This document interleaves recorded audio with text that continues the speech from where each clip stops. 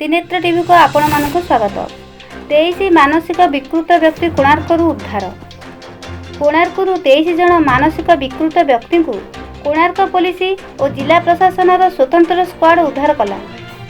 राज्य सारा सरकार तरफ मानसिक विकृत व्यक्ति उद्धार चिकित्सा और थैथान यह पदक्षेप नि गत 2018 मई 15 तारिख में कोणार्क ठारे जनिक मानसिक विकृत महिला को गणबलात्कार और हत्या मामला जोगु मानवाधिकार कर्मी एन.ए. साहा अंसारी ओडिशा मानवाधिकार कमिशन राज्यर समस्त मानसिक विकृत व्यक्ति को उद्धार करी थैथान करने और चिकित्सा करने निमंते अभियोग करथिले।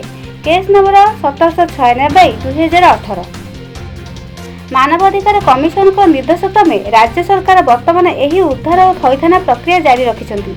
आज कोणार्क ठारे मानसिक विकृत व्यक्ति उद्धार समय मानवाधिकार कर्मी एन.ए. साहा अंसारी, सांबादिक और शिक्षक रामकृष्ण महांती, समाजसेवी रोजालिनी प्रधान, कोणार्क थानार भारप्राप्त अधिकारी रंजन कुमार मल्लिक, आंचलिक युव परिषदर उद्धार दल समेत प्रमुख साहाय्य करथिले।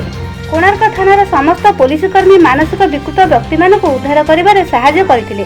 सूचना था कि कोणार्क थानार श्रीजुक्त मल्लिक जोग देबा परे कोणार्कर स्थिति धीरे धीरे परिवर्तन हेबारे लागिछि। एठारे निशा कारोबार, देहजीवी बेपार, चोरी, डकायती, राहाजानी उपरे बड़ धरणर लगाम लागिछि। एणु श्रीजुक्त मल्लिक को कोणार्क अंचल भूरी भूरी प्रशंसार सुओ छुटिछि। Bureau report, Trinetra TV.